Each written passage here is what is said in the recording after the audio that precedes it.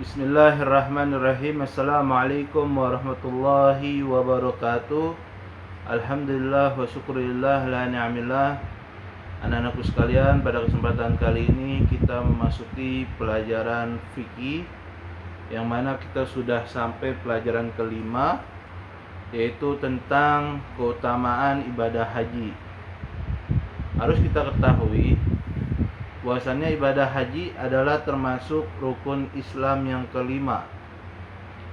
Yang pertama adalah syahadat, yang kedua adalah menunaikan ibadah sholat, yang ketiga adalah membayar zakat, yang keempat adalah berpuasa di bulan suci Ramadan. Adapun yang kelima yaitu pergi haji bagi yang mampu. Jadi sekarang ini kita memasuki pelajaran yang kelima, yaitu keutamaan ibadah haji. Sebelum kita memasuki pelajaran, lebih bagusnya kita berdoa terlebih dahulu agar kita mendapatkan ilmu yang bermanfaat dunia dan akhirat. Ala hadhihi niyah wa ala kulli niyatin shalihah wa ila hadratin Nabi Mustafa Muhammadin sallallahu alaihi wasallam. Al-Fatihah. A'udzu billahi minasyaitonir rajim. Bismillahirrahmanirrahim. Alhamdulillahirabbil alamin arrahmanir rahim maliki yaumiddin. Iyyaka na'budu wa iyyaka nasta'in ihdinas shiratal mustaqim shiratal ladzina an'amta 'alaihim ghairil maghdubi 'alaihim waladdallin. Amin. Di sini dijelaskan, mari buka bukunya halaman 62. Menunaikan ibadah haji merupakan dambaan setiap muslim. Kewajiban ini diwajibkan bagi umat Islam sekali seumur hidupnya, yang diwajibkan bagi orang yang mempunyai kemampuan baik dalam hal keuangan, kesehatannya, dan keamanan dalam perjalanannya. Tetapi dengan semangat tinggi, walaupun orang yang tidak mempunyai kemampuan, ternyata dengan pertolongan Allah Subhanahu wa taala ada orang yang mengajaknya untuk pergi menunaikan ibadah haji. Sebab jika Allah berkehendak, pasti semuanya akan terjadi. Nah, jadi orang yang pergi haji itu banyak orang-orang yang mengatakan adalah panggilan Allah Subhanahu wa taala. Kenapa? Kadang ada orang yang mempunyai uang yang mencukupi, akan tapi tidak sanggup untuk pergi haji. Dan malah kebalikannya, ada orang yang mana dia itu hartanya itu ya sederhana, akan tapi bisa mencukupi untuk pergi haji. Itu adalah panggilan ilahi Allah Subhanahu wa taala. Pengertian haji. Nah, haji secara bahasa artinya menyengaja sesuatu. Sedangkan menurut hukum syara atau hukum Islam, haji adalah menyengaja mengunjungi Ka'bah untuk melakukan beberapa ibadah dengan rukun dan syarat-syarat tertentu. Sedangkan ulama fikih mendefinisikan haji yaitu adalah menyengaja mendatangi Ka'bah untuk melakukan amalan-amalan tertentu, syarat dan rukun tertentu, serta pada waktu tertentu. Kegiatan ibadah yang dilakukan dalam pelaksanaan ibadah haji itu meliputi amalan rukun, amalan wajib, dan amalan sunnah. Dengan demikian, yang dimaksud haji adalah menyengaja mengunjungi Ka'bah untuk melakukan serangkaian beberapa syarat, rukun, wajib, dan sunnah-sunnah haji. Nah, jadi di sini bahwasannya haji definisinya adalah menyengaja. Maksud menyengaja itu mendatangi, itu sengaja dia itu datang ke Ka'bah untuk beribadah dengan rukun, dengan syarat, dengan amalan-amalan sunnah. Nah, disitulah ada syarat-syaratnya, rukun, syarat, ada sunnahnya juga. Itu harus kita lakukan. Kenapa? Kalau tidak kita lakukan, tidak laksanakan, yang ada malahnya hajinya nggak sah, ya. Hajinya nggak sah yang ada, ya. Makanya cuma-cuma, ya, harus kita lakukan. Nah, makanya kebanyakan orang yang haji itu, orang yang pergi haji pasti ada yang memandu, ya. Ada yang memandu, dari manapun pasti ada yang memandunya. Agar apa? Agar semuanya terlaksana dalam rukunnya, dalam syaratnya, dalam sunnahnya. Nah, apa sih perbedaan syarat sama rukun? Adapun syarat itu ialah sesuatu yang belum amalia, yang belum dikerjakan, itu syarat. Apa aja syarat-syaratnya? Nah, itu amalia yang kita ingin kerjakan. Apa syarat-syaratnya? Nah, kalau rukun itu sesuatu yang udah ada di dalam. Rukun itu sesuatu yang udah ada di dalam. Itu baru rukun.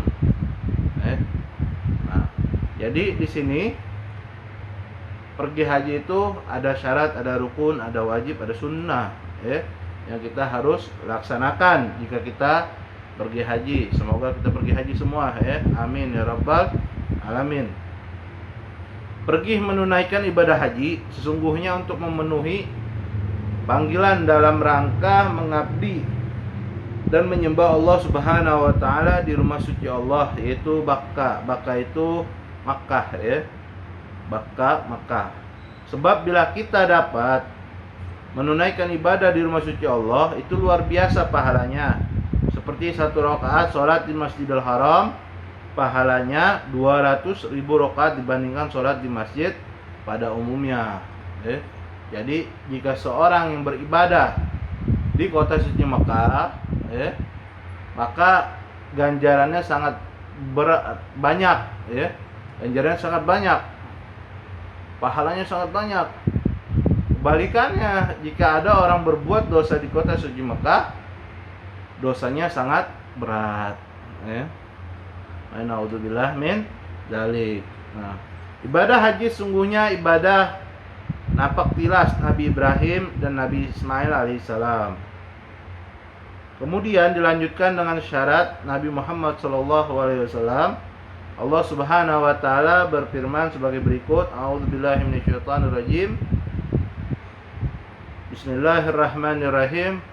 Fihi ayatum bayyinatum maqamu Ibrahim wa man dakhalahu kana amina walillahi 'alan nasi hajjul baiti man istata'a ilaihi sabila wa man kafara fa innallaha ghaniyyun 'anil 'alamin.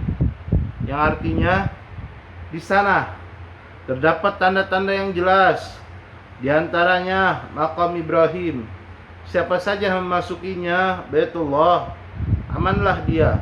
Dan di antara kewajiban manusia terhadap Allah adalah melaksanakan ibadah haji ke Baitullah, yaitu bagi orang-orang yang mampu mengadakan perjalanan ke sana.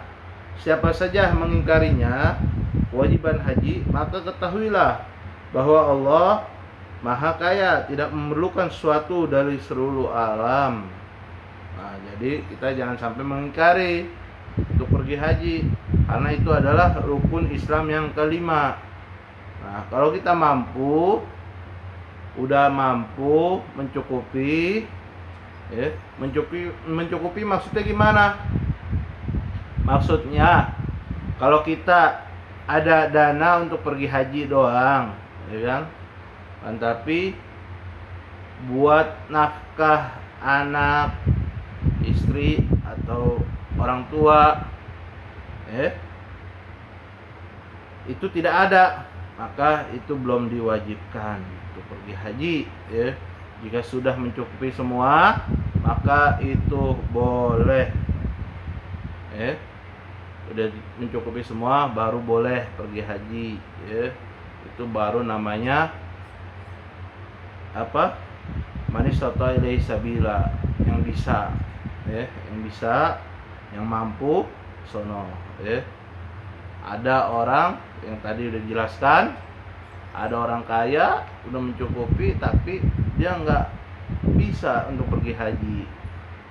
Ada orang yang biasa malah bisa untuk pergi haji. Nah, karena itu adalah panggilan ilahi Allah Subhanahu wa ta'ala. Kalau Allah berkehendak, nggak ada yang nggak bisa, ya. Yang kedua adalah dasar dan hukum ibadah haji. Dasarnya apa sih? Ibadah haji merupakan perintah Allah Subhanahu wa ta'ala yang diwajibkan bagi umat Islam yang mampu menyiapkan biaya, kesehatan fisik, dan aman dalam perjalanannya. Para ulama sepakat bahwa ibadah haji wajib hukumnya sekali seumur hidup. Selanjutnya, bila ia mampu melaksanakan yang kedua dan seterusnya, maka menunaikan haji itu merupakan perbuatan sunnah saja. Allah Subhanahu wa ta'ala berfirman sebagai berikut. A'udzubillahi minasyaitonirrajim. Bismillahirrahmanirrahim. Walillahi 'alan nasi hajjul baiti man istata'a ilaihi sabila. Yang artinya, dan di antara kewajiban manusia terhadap Allah adalah melaksanakan ibadah haji ke Baitullah, yaitu bagi orang-orang yang mampu mengadakan perjalanan ke sana.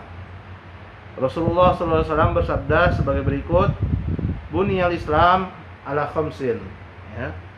Syahadati an la ilaha illallah wa anna Muhammadar Rasulullah wa iqamis shalah wa itiz zakah wa hajjil bait wa shaum Ramadan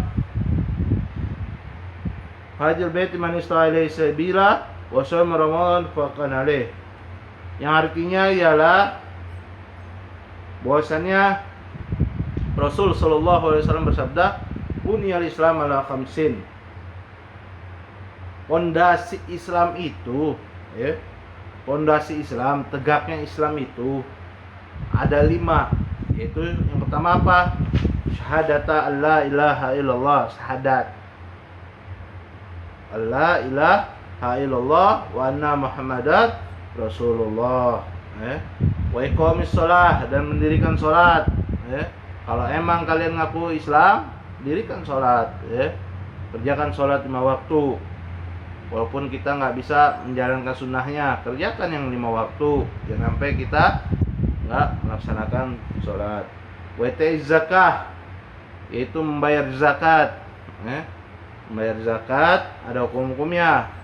Apa sudah sampai nisab, haul, ya, udah batasnya, kita hendaknya membayar zakat fitrah. Wa hajjil bait,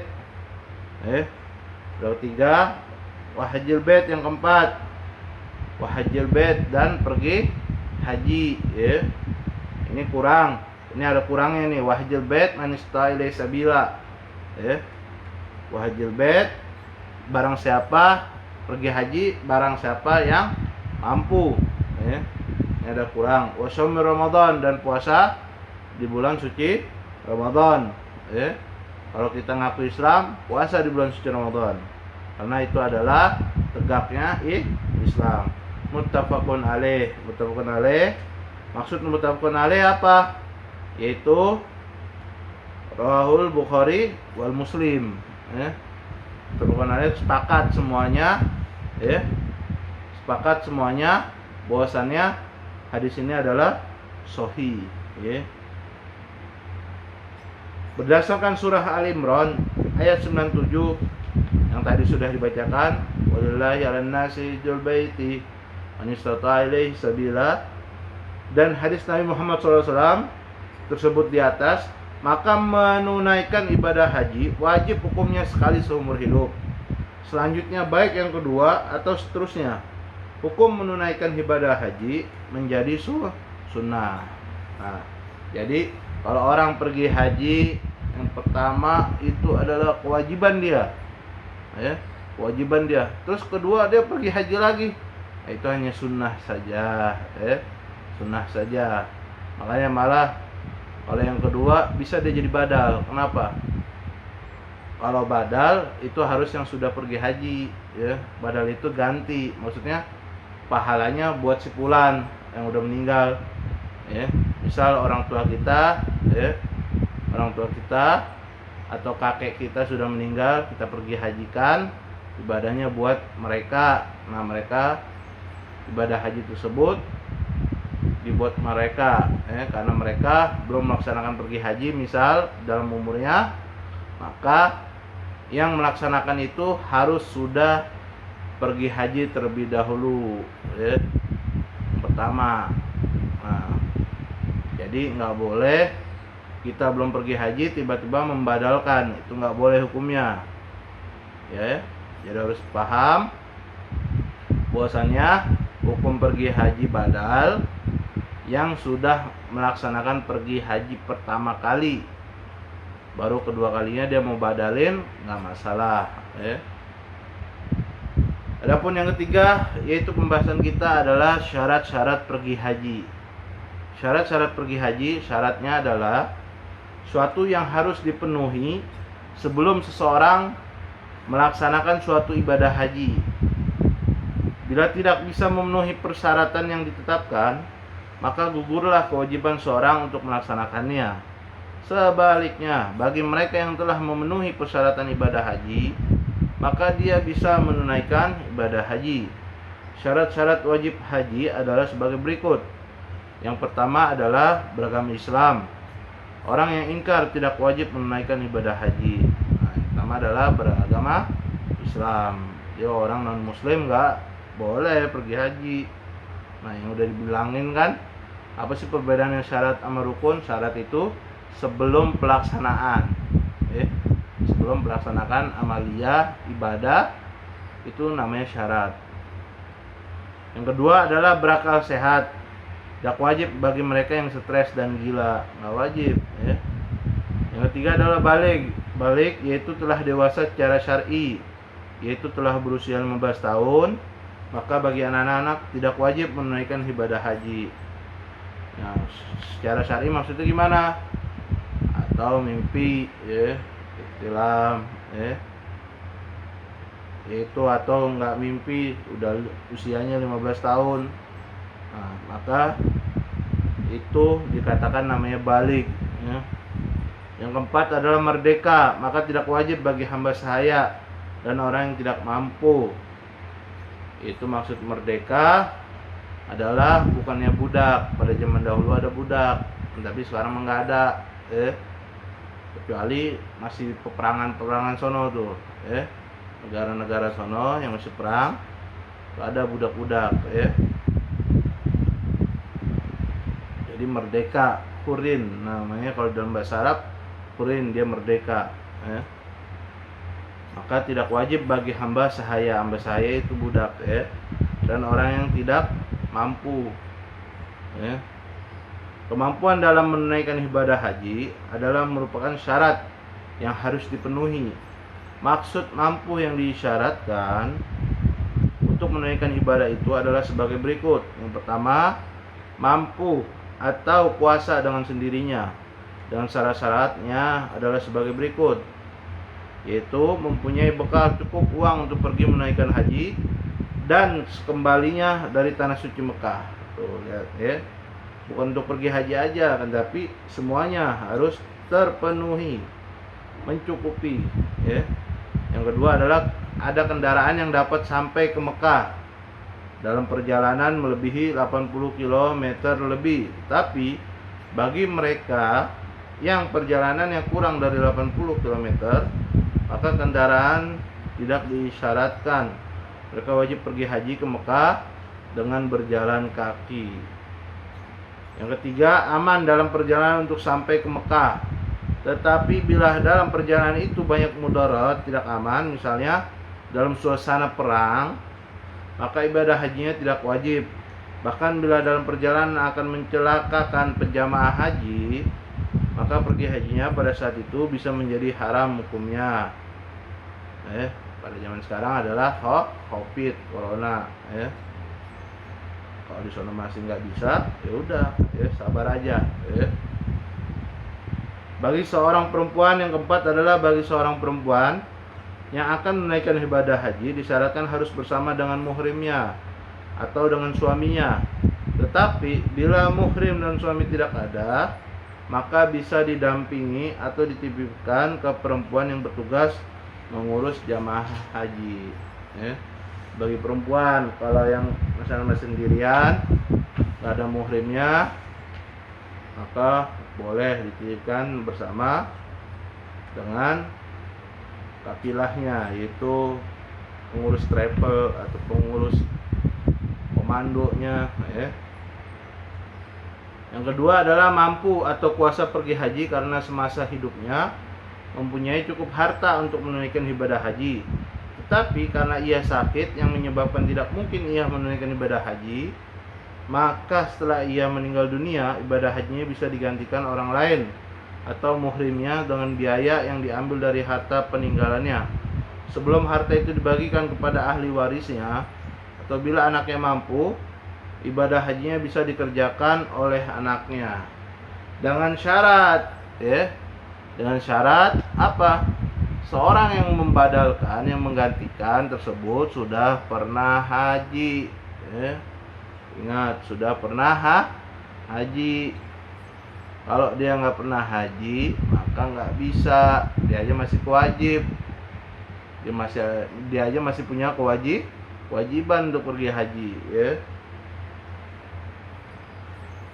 Yang D, yaitu amalan-amalan ibadah haji. Amalan ibadah haji adalah rangkaian ibadah haji yang wajib dikerjakan dan ditunaikan. Karena bila amalan-amalan itu dikerjakan, maka hajinya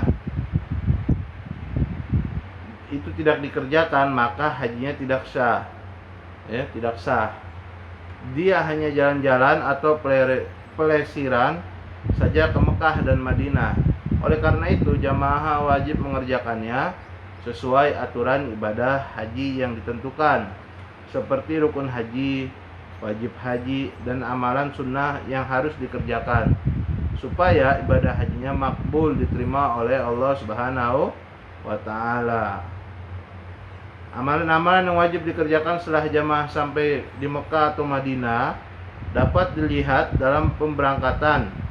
Apakah kita termasuk gelombang pertama atau gelombang kedua? Bila jamaah haji yang bergabung gelombang pertama, maka jamaah haji langsung mendarat di Bandara Amir bin Abdul Aziz Al-Madinah. Di Madinah, jamaah ditempatkan di hotel-hotel yang ada di sekitar jamaah. Nah, dari situlah, bahwasanya jika seseorang pergi haji, amalan-amalan ibadah di dalam pergi haji itu banyak sekali, amalan-amalan ibadah haji banyak sekali, terutama ya kita membaca apa? Labbaik Allahumma labbaik, labbaik ala syarika lak labbaik, innal hamda wa ni'mata laka wal mulk la syarika lak. Labbaik Allahumma labbaik, itu di dalam tawaf tuh. Kita baca terus, kita niat ihram, ada niat ihramnya, Jadi dilaksanakannya yaitu di kota Madinah 8-9 hari untuk mengerjakan sholat arba'in, yaitu sholat berjamaah 40 waktu di Masjid Madinah. Jika telah selesai mengerjakan sholat arba'in, maka jamaah haji diberangkatkan menggunakan bus menuju ke Mekah untuk melaksanakan tawaf qudum, yaitu tawaf kedatangan di Masjid Haram. Mereka ditempatkan di hotel-hotel atau pemondokan di sekitar Masjidil Haram Mekah. Kemudian niat umrah di Tan'im dengan mengenakan kain ihram. Kain ihram, jadi kita itu kalau pergi haji atau umrah pakai ihram itu nggak ada selai, benang pun, maksudnya kain doang itu, Jadi apa, kita nggak boleh pakai kaos begini, Jadi pakai ihram. Baca apa? Labbaik Allahumma labbaik, labbaik umratan. Aku penuhi panggilanmu untuk umrah. Kemudian ke Mekah kembali sambil mengucapkan talbiyah. Labbaik Allahumma labbaik, labbaik ala syarika lak labbaik, innal hamda wa ni'mata laka wal mulk la syarika lak. Untuk tawaf umrah yaitu mengelilingi Ka'bah 7 kali, Tawaf umrah tuh. Lalu sa'i, berlari-lari kecil antara Bukit Sofa ke Marwah dilakukan 7 kali dan berakhir di Bukit Marwah. Kemudian menggunting rambut.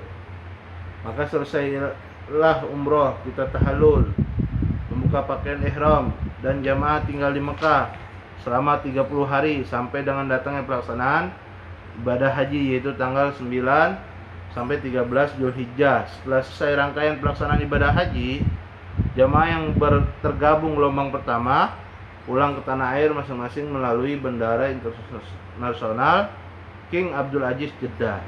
Nah, jadi selama 30 hari itu di kota Mekah ibadah aja banyak-banyak.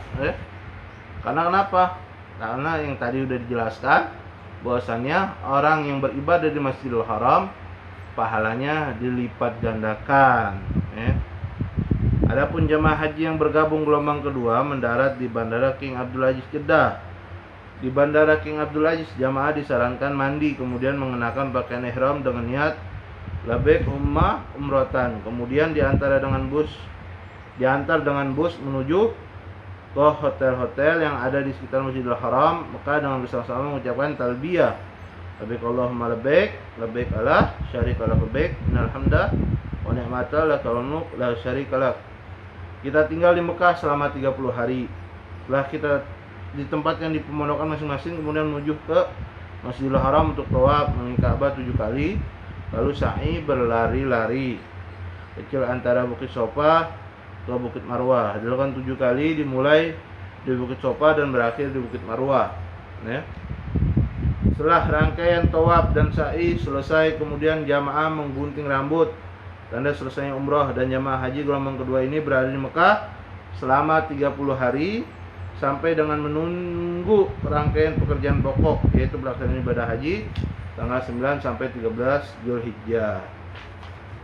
Setelah selesai rangkaian pelaksanaan ibadah haji, jamaah haji gelombang pertama bersiap untuk pulang ke tanah air, dan jamaah haji gelombang kedua diantar dengan bus ke Madinah untuk melakukan sholat arba'in, yaitu sholat wajib berjamaah 40 waktu di Masjid Nabawi. Setelah selesai melaksanakan sholat arba'in, jamaah haji pulang ke tanah airnya masing-masing melalui Bandara Amir Abdul Aziz Madinah. Amal-amal yang wajib dilakukan oleh jamaah haji adalah sebagai berikut.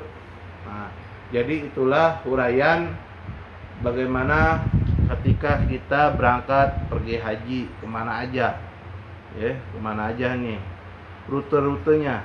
Nah, ini rute-rutenya, yang tadi tuh rute-rutenya. Di situ ada yang namanya umroh dulu, ada yang namanya baru haji dulu, baru umroh, ada yang namanya umroh dulu, baru haji. Di situ ada namanya masing-masing. Amalan-amalan yang wajib dilakukan oleh jamaah haji adalah sebagai berikut. Yang pertama, rukun haji. Rukun haji adalah rangkaian amalan yang harus dilakukan dalam ibadah haji dan tidak dapat diganti dengan denda. Rukun haji ini bila ditinggalkan maka menyebabkan hajinya tidak sah. Alhamdulillah, rukun haji adalah sebagai berikut. Yang pertama, ihram, yaitu niat memulai mengerjakan ibadah haji. Labbaik Allahumma hajjan, ya Allah, aku penuhi panggilanmu untuk mengerjakan haji. Niat yang dilakukan setelah kita mengenakan pakaian ihram. Bagi laki-laki, kain ihramnya 2 helai kain putih tanpa berjahit.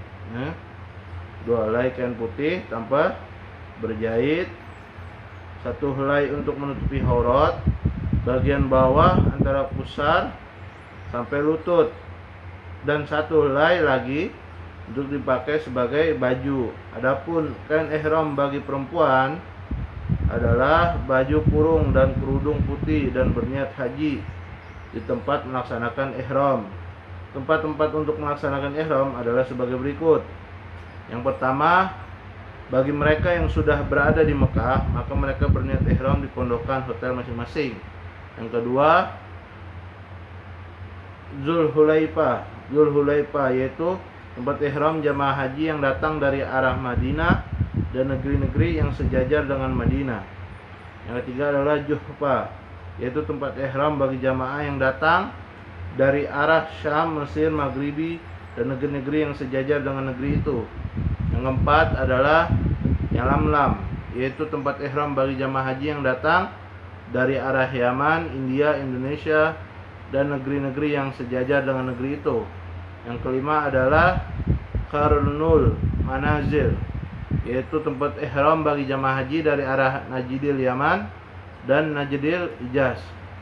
Yang keenam, Zatul Irqain, Irqin, yaitu tempat ihram bagi jamaah haji yang datang dari Irak dan negeri-negeri yang sejajar dengan negeri itu.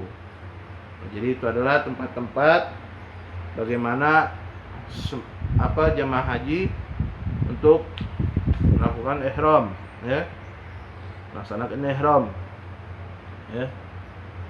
Tempat-tempatnya itu yang udah disebutkan tadi, rutenya. Berarti Indonesia di Yalamlam, ya. Indonesia berada di Yalamlam. Yang B, hadir di Padang Arafah. Nah, jadi kalau tempat kita pakaian ihram itu, ya, pakaian ihram itu berarti kalau laki-laki 2 benang, 2 bahan, ya, 2 kain. Nggak boleh ada jejetan tuh kita pakai. Terus bagaimana pakai celana, maaf ya, pakai celana dalam enggak, ya. Enggak, karena kenapa? Enggak boleh ada jahitan, ya. Pokoknya yang pergi haji, ya, tawaf itu kain doang yang dipakai, yang dibawa. Bayangkan, ya, seperti halnya orang ketika meninggal dunia, hanya kain aja yang dibawa, ya. Yang B, hadir di Padang Arafah. Padang Arafah, jamaah haji berada di Padang Arafah sejak tergelincirnya matahari waktu zuhur tanggal 9 Zulhijjah sampai dengan terbit fajar tanggal 10 Zulhijjah. Mereka wajib berada di Padang Arafah ini. Bila pada waktu yang telah ditentukan tidak berada di Padang Arafah, maka hajinya tidak sah. Padang Arafah itu 9 Zulhijjah, makanya kita disunahkan puasa Arafah. Nah ini, ya, karena orang-orang yang pergi haji berada sedang di Padang Arafah, kita disunahkan untuk puasa Arafah. Yang nggak pergi haji, kalau yang nggak pergi haji nggak boleh puasa, ya. Agar apa? Agar mereka kuat, ya, fisiknya. An Abdurrahman, maka hajinya tidak sah. Rasulullah SAW bersabda sebagai berikut: An Abdurrahman bin Yamur anna nasan min ahli Najdin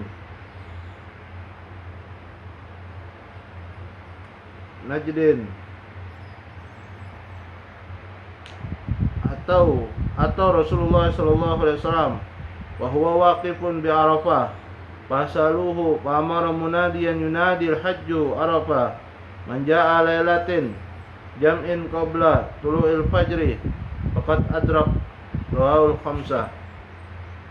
Bahwasanya An Abdurrahman, sahabat Abdurrahman, dari sahabat Abdurrahman bin Yamur, bahwa orang-orang Najd telah datang kepada Rasulullah atau itu datang kepada Rasulullah SAW sewaktu beliau sedang wukuf di Padang Arafah.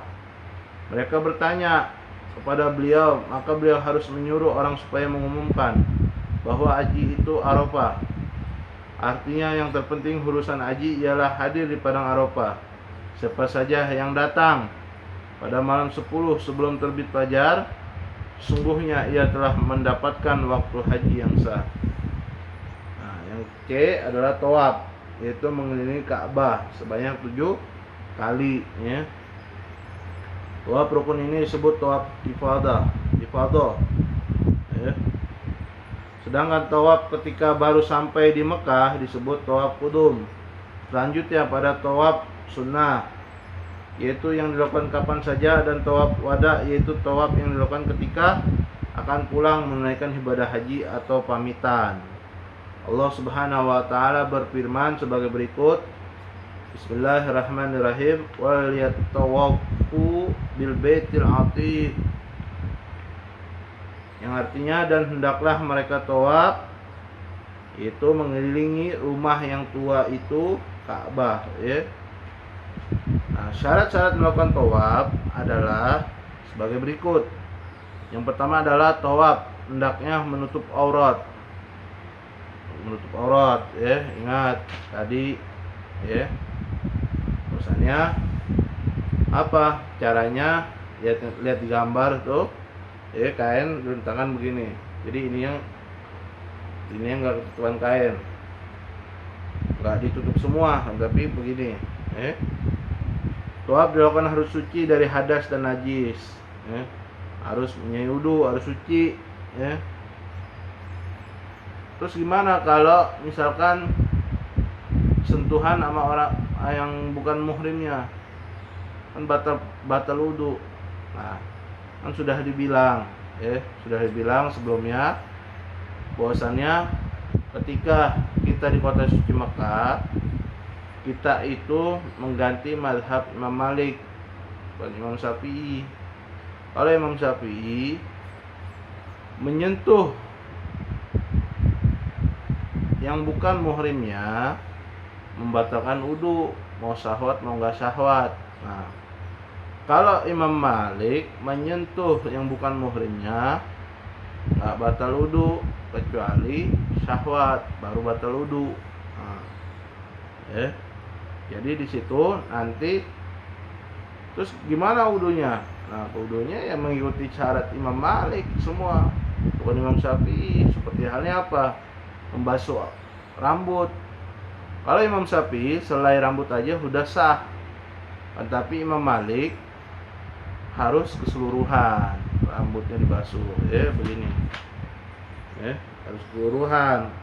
Bukan segini doang. Nah, itu enggak sah kalau Imam Malik. Harus keseluruhan. Kalau Imam Syafi'i sunnah keseluruhan. Bedanya, Ka'bah hendaknya berada di sebelah kiri, memilih Ka'bah berlawanan dengan jarum jam.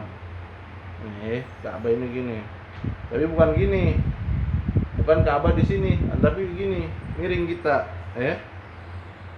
Di hati ini berada di Ka'bah, Ini berada di Ka'bah, bukan di sini ya. Begini miring, Nah, berlawanan dengan jarum jam, berlawanan. Gimana caranya? Berlawanan, muter. Kalau jam kan begini. Oh, ini begini. Tawaf dimulai dari Hajar Aswad. Nah, dihitung dari Hajar Aswad mulainya pertama kali, Pertama kali dihitung dari Hajar Aswad. Tawaf dilakukan 7 kali. Nah, 7 kali putaran. Tawaf dilakukan di dalam Masjidil Haram. Tawaf itu dilakukan di dalam Masjidil Haram. Misal kita nggak sampai di Ka'bah, di depannya karena rame, kita jauh. Yang penting kita ada di Masjidil Haram, kita tawaf. Tapi dimulai dari Hajar Aswad dan dada ini berada di Ka'bah begini miring. Yang D adalah sa'i. Sa'i itu apa sih? Sa'i itu berlari-lari kecil antara Bukit Sofa ke Bukit Marwah, dimulai dari Bukit Sofa dan berakhir di Bukit Marwah. Syarat-syarat melaksanakan sa'i adalah sebagai berikut. Yang pertama, hendaklah dimulai dari Sofa dan berakhir di Bukit Marwah. Sa'i hendaknya dilakukan sebanyak 7 kali. Waktu sa'i hendaknya sudah dilakukan tawaf, baik tawaf qudum maupun tawaf rukun. Sa'i terakhirnya berada di Bukit Marwah, dari kecil sa'i. Nah, yang E mencukur atau menggunting rambut, tahallul namanya, Mencukur atau menggunting rambut sehelai atau beberapa helai sebagai tanda selesainya ibadah haji dan bisa diteruskan nanti di tukang cukur dipotong sampai pelontos atau gundul, sedikit aja dulu nggak apa-apa, Yang F yang pertama ada, yang terakhir adalah tertib, Yang terakhir adalah tertib dari syarat-syaratnya, dari rukunnya, rukun haji, Yang terakhir adalah tertib. Tertib yaitu mentertibkan atau mengurutkan rukun-rukun haji, mendahulukan yang seharusnya dikerjakan terlebih dahulu dan mengakhirkan pekerjaan yang seharusnya dikerjakan terakhir. Nah, itu namanya tertib, Dari awal tuh. Nah, rukun-rukunnya terlaksanakan itu namanya tertib. Seperti halnya wudu, Wudu terakhir ada tertib. Maksud tertib gimana? Kalau wudu kan harusnya pertama membasuh muka, baru tangan, baru kepala, baru kaki. Nah, jangan kaki dulu, baru tangan, baru kepala, baru muka. Jangan, itu nggak tertib, Yang kedua adalah wajib haji. Nah, yang kedua adalah wajib haji. Tadi rukunnya haji, sekarang wajibnya haji. Nah, cukup sekian dari saya. Sampai di sini aja, sampai di rukun haji. Apabila ada kekurangan dan kurang jelas, mohon dimaafkan yang sebesar-besarnya, dan apabila ada kesalahan, mohon dibukakan pintu maaf yang sebesar-besarnya. Adapun tugas kalian, wahai anak-anakku sekalian, tugas kalian nanti berada di deskripsinya. Nanti ada di deskripsinya. Kalian tulis dan kalian isi dengan benar. Cukup sekian dari saya. Wassalamualaikum warahmatullahi wabarakatuh.